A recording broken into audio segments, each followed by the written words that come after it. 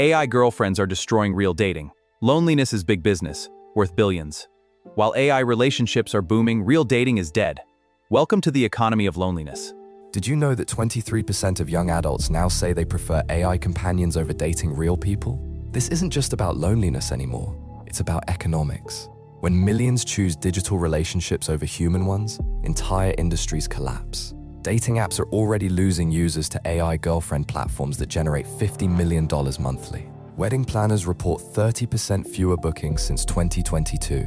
Housing developers can't sell two-bedroom apartments because single people with AI companions don't need partner-sized spaces. But here's the terrifying part.